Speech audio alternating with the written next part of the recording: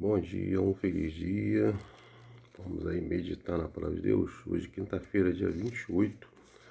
Hoje o tio da lição me falou vingança. Nós falamos ontem um pouquinho sobre isso, né? Quando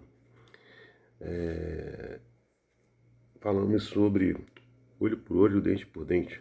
Não é isso? Hoje vamos entrar um pouquinho mais a fundo. Isso na palavra de Deus, lá em Romanos capítulo 12, do verso 19 ao verso 21. Olha o que a palavra de Deus nos diz.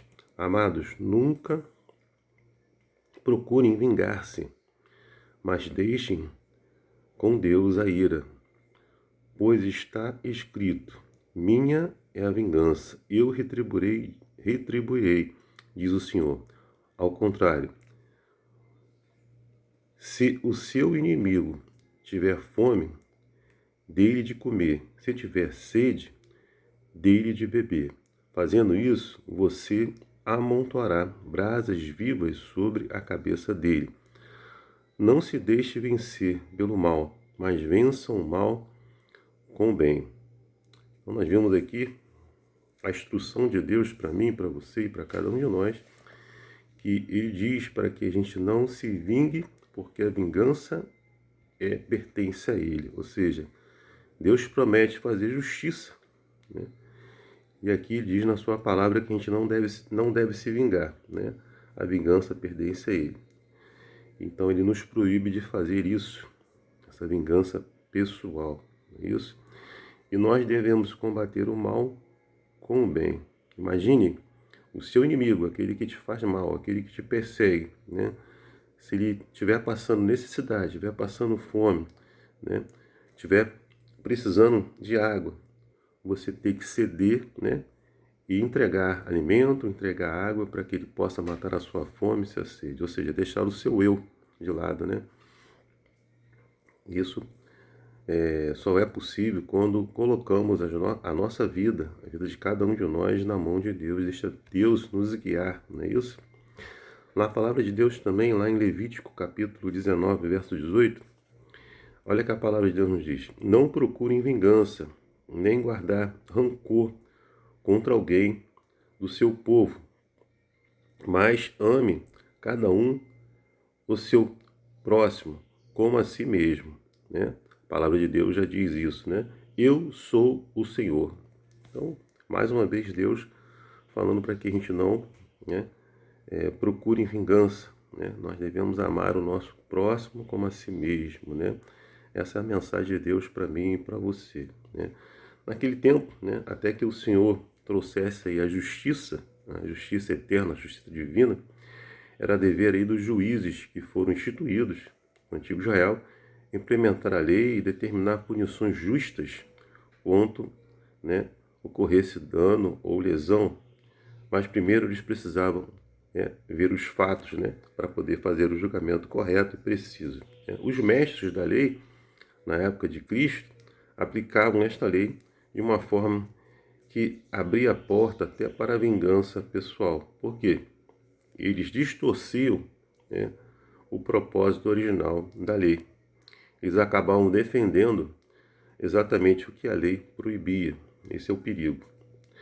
Bom, a palavra que a palavra de Deus também, lá em Mateus 6, capítulo 4 e 6, verso 16, capítulo 16, verso 17 e 27, Lucas 6, 23, 2 Timóteo 4, 8. Bom, a lição pede para a gente ler todos esses textos aqui, né? E o que eles nos dizem sobre qual é o princípio da recompensa e punição. Bom, se a gente ler Mateus 16, 27, ele diz assim: porque o Filho do Homem há de vir na glória do seu Pai, com os seus anjos, e então retribuirá a cada um conforme as suas obras. Então, a recompensa e a punição, como nós vimos, inclusive no texto de cima, a justiça é de Deus, não é isso? Então, Deus trará, sim, recompensa e punição, né, justas, não é isso? Conforme, né, nossas obras, não é isso? Jesus não era contra o princípio de recompensa e punição, porque a justiça é uma questão de princípio e a parte essencial da vida também. Ninguém deve assumir por si mesmo o papel de juiz, júri ou carrasco. Né? Não devemos nós fazer isso. Isso pertence a Deus, não é isso? Não cabe a nós retribuir o dano. Se precisarmos lidar com o mal, isso deve ser realizado por um tribunal constituído. É o trabalho dos juízes, não é isso? A palavra de Deus diz também em 2 Timóteo capítulo 4, verso 8: já agora a coroa da justiça me está guardada, a qual o Senhor, reto juiz, me dará naquele dia, e não somente a mim, mas também a todos quanto amam a sua vinda. Então, cada um de nós recebermos aí a coroa da justiça, né, que está guardado para mim, para você, para cada um de nós que amamos a Deus e a sua vinda nisso. É isso que nós devemos fazer.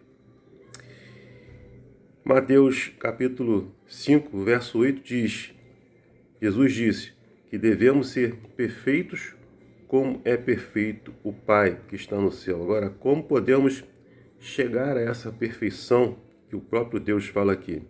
Tendo um amor altruísta, e é a característica essencial de Deus, não é isso? Ou seja, Ele ensina a seus filhos, a cada um de nós, a mim, a você, a amar seus inimigos, a orar por eles, a orar pelos que nos perseguem, porque aqueles que, né, orar pelos que nos perseguem, é amar os nossos inimigos. Isso é difícil? É difícil, mas só a gente tendo uma comunhão diária com o nosso Deus, nos entregando nossa vida, né, diária a Ele, podemos conseguir isso, né? A verdadeira perfeição, então, é amar e perdoar e ser misericordioso. Você tem sido uma pessoa misericordiosa com quem realmente te faz mal? Você tem perdoado aquelas pessoas que, infelizmente, às vezes te magoam? Esse princípio está lá em Lucas 6, verso 36. Né? Para que a gente possa ter um amor perfeito, é necessário perdoar e ser misericordioso. Mesmo em relação àqueles que não merecem, aqueles que nos perseguem, aqueles que são os nossos inimigos. Devemos ser misericordiosos, sim, e perdoador. Não é isso? Esse é o princípio e as ações às quais ele conduz, e o que significa refletir o caráter de Deus, né? Então, para que a gente possa conseguir isso, devemos o quê?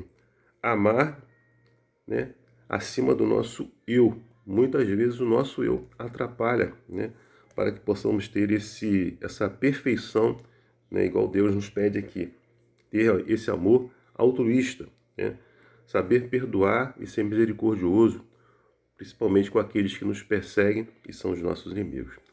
Que Deus te ajude a cada dia a ser perdoador, misericordioso, bondoso, mesmo com aqueles que te perseguem, né, e são os seus inimigos, e orar por eles, não é isso? Para que você possa deixar o seu eu e possa conseguir essa verdadeira perfeição e de amar que Deus pede para mim e para você e para cada um de nós, para que possamos refletir o caráter de Deus. Que Deus te dê aí uma quinta-feira abençoada para você e para sua família. É meu desejo e minha oração. Amém.